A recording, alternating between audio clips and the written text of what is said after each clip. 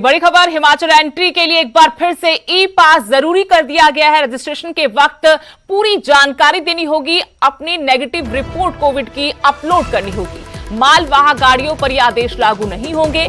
हर रोज हिमाचल आने जाने वालों को भी राहत जरूर दी गई है, लेकिन जिस तरीके से एक बार फिर से देवभूमि में कोरोना के केस बढ़ने लगे हैं, उसको देखते हुए काफी महत्वपूर्ण और बड़ा फैसला ये जयराम सरकार का है। हिमाचल एंट्री के लिए अब ई पास जरूरी कर दिया है।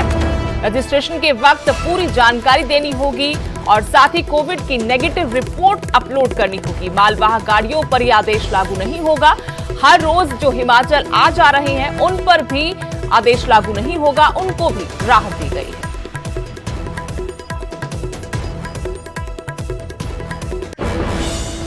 बड़ी खबर आपको बता रहे हैं हिमाचल से, जहां ई पास एक बार फिर से जरूरी कर दिया गया है। जी हां, कोविड के केस बढ़ने लगे हैं, ऐसे में एहतियातन बड़ा फैसला हिमाचल सरकार का कहा जा सकता है। शिमला से मेरे सहयोगी रणबीर सिंह जुड़े हैं और जानकारी लेंगे। रणबीर, सरकार ने एक बार फिर से हिमाचल में एंट्री के लिए ई पास जरूरी कर दिया है। क्या लगातार जो पिछले कुछ दिनों से केस बढ़ रहे हैं कोविड के, उसके मद्देनजर ये बड़ा फैसला सरकार का? देखिए सुदेश, ये दोनों तरह की चीजें इसमें है। एक तो जो हवाला दिया जा रहा है कि जो सिस्टम अभी जो पाबंदी लगाई गई थी कि हिमाचल आने के लिए जो है, जो बाहरी राज्यों से जो भी व्यक्ति आएगा उसे आरटी-पीसीआर की नेगेटिव रिपोर्ट लानी होगी, या तो फिर जो सर्टिफिकेट है वैक्सीन का वो देना होगा। एक हवाला जो है सरकार की तरफ से ये दिया गया कि जो बॉर्डर पर चेकिंग का जो सिस्टम है वो जो है सही नहीं हो पा रहा था, इसलिए ये पहले जैसी व्यवस्था जो है यहाँ पर राज्य सरकार ने की है और इसीलिए जो है फिर से एक बार फिर से ये पाबंदी लगाई गई है। लेकिन हाँ, जिस तरह से अब लगातार जो है केसेस बढ़ रहे हैं, उस लिहाज से भी ये देखा जा रहा है कि राज्य सरकार ने यह निर्णय लिया है, क्योंकि एक्टिव केसेस की जो संख्या है सुदेश, वो 2700 से ज्यादा हो गई है और अब धीरे धीरे जो है हर रोज जो केसेस का सिलसिला है वो 200 से ज्यादा है। हर रोज 200 से ज्यादा केस आ रहे हैं और इसको देखते हुए ऐसे लग रहा है कि कहीं ऐसा ना हो कि दूसरी लहर जैसी स्थिति जो है हिमाचल में देखने को मिले। सुदेश जी, शुक्रिया रणबीर जानकारी के लिए। तो काफी बड़ा महत्वपूर्ण फैसला, एक तरफ मामले बढ़ रहे हैं, दूसरी तरफ सरकार अब एहतियातन कड़े कदम भी उठा रही है। हिमाचल एंट्री के लिए ई पास जरूरी कर दिया गया है। रजिस्ट्रेशन के वक्त ही कोविड-19 की नेगेटिव रिपोर्ट भी दिखानी होगी, लेकिन ये आदेश जो रोजाना मालवाहक वाहन है या जो रोजाना हिमाचल आ जा रहे हैं उन पर लागू नहीं होगा। अगली बड़ी खबर, आज से जन आशीर्वाद यात्रा पर निकलेंगे अनुराग ठाकुर। केंद्रीय मंत्री अनुराग ठाकुर की जन आशीर्वाद यात्रा चंडीगढ़ के हिमाचल भवन से शुरू होगी। हिमाचल के जो चारों लोकसभा क्षेत्र हैं वहां जन आशीर्वाद यात्रा जाएगी। जगह जगह कार्यकर्ता और विधायक कैबिनेट मंत्री अनुराग ठाकुर का स्वागत करेंगे। बड़ी खबर आपको बता रहे हैं कि आज से जन आशीर्वाद यात्रा पर निकलेंगे अनुराग ठाकुर। केंद्रीय मंत्री अनुराग ठाकुर की जन आशीर्वाद यात्रा शुरू होगी आज से। चंडीगढ़ के हिमाचल भवन से इस यात्रा की शुरुआत होगी। हिमाचल के चारों लोकसभा क्षेत्रों में जन आशीर्वाद यात्रा पहुंचेगी और यहां कार्यकर्ता और विधायक अनुराग ठाकुर का स्वागत करेंगे।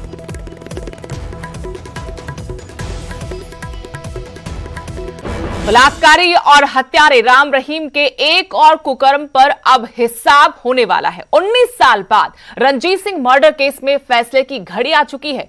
ठीक 4 साल बाद एक बार फिर सबकी निगाहें पंचकुला की सीबीआई कोर्ट पर होंगी, जहां 26 अगस्त को फैसला सुनाया जाएगा।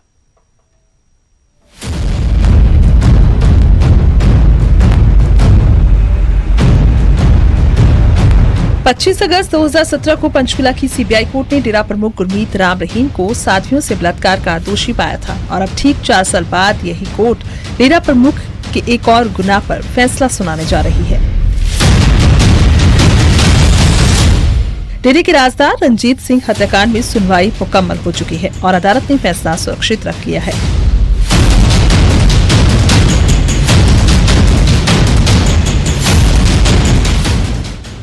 साध्वी रेप केस और रंजीत सिंह मर्डर केस में सिर्फ फैसलों की तारीख आपस में नहीं जुड़ती, बल्कि इनकी कुछ कड़ियां भी आपस में जुड़ी हुई हैं। क्योंकि साल 2002 में गुमनाम चिट्ठियों के जरिए साथियों से बलात्कार की खबर बाहर आने के बाद ही रंजीत सिंह पर राम रहीम और उसके करीबियों को शक होने लगा था। कुरुक्षेत्र के खानपुर कोलियां गांव का रहने वाला रंजीत सिंह सिरसा में डेरा सच्चा सौदा की प्रबंधन टीम का सदस्य था। बताते हैं कि गुरमीत राम रहीम और उनके करीबियों को शक था कि गुमनाम साध्वी के नाम से जो खत प्रधानमंत्री और हाईकोर्ट के जजों को भेजे गए थे, उनमें रंजीत सिंह का ही हाथ था।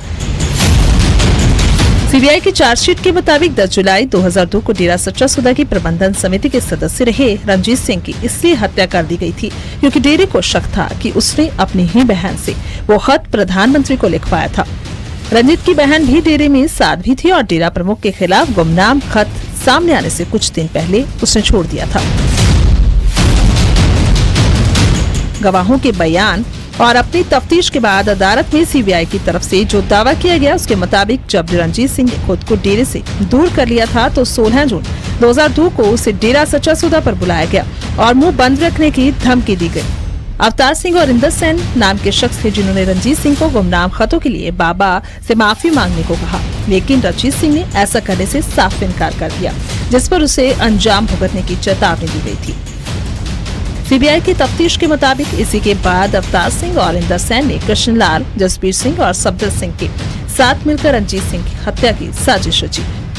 सीबीआई ने 2007 में बाबा के ड्राइवर और मुकदमे के एक अहम गवाह खट्टा सिंह के बयान भी दर्ज किए थे, जिसमें उसने दावा किया था कि खुद डेरा प्रमुख गुरमीत राम रहीम ने ही रंजीत सिंह की हत्या का हुक्म दिया था और जिस वक्त ये सब कुछ हो रहा था वो वहीं पर मौजूद था। लेकिन फरवरी 2012 में सुनवाई के दौरान खट्टा सिंह अपने बयान से मुकर गया। तब उसने कहा कि उसने कभी भी ऐसा बयान नहीं दिया। सीबीआई को दिए बयान से उलट खट्टा सिंह ने कहा कि डेरा प्रमुख ने ना तो किसी को धमकाया था और न ही किसी को भी मारने के लिए कहा था।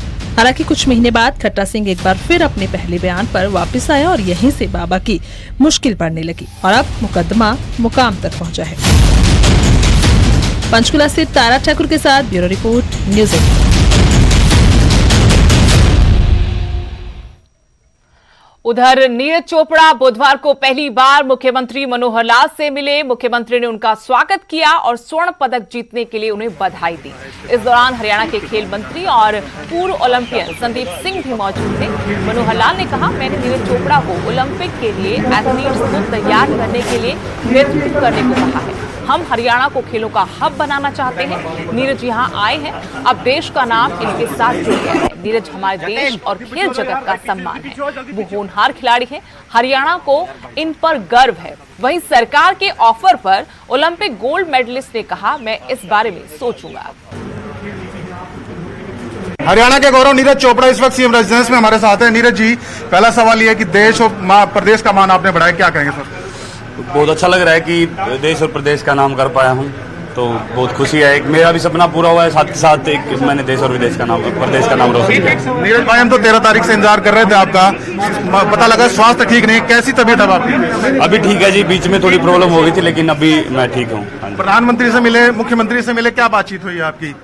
वही खेल के बारे में बातचीत हुई और काफी अच्छा लगा कि उन्होंने स्पेशल टाइम दिया और एक मोटिवेशन दिया, तो बहुत अच्छा लगा जी। सर, ये अंतिम सवाल है कि क्या लक्ष्य आप रख रहे हैं आगे फ्यूचर के लिए?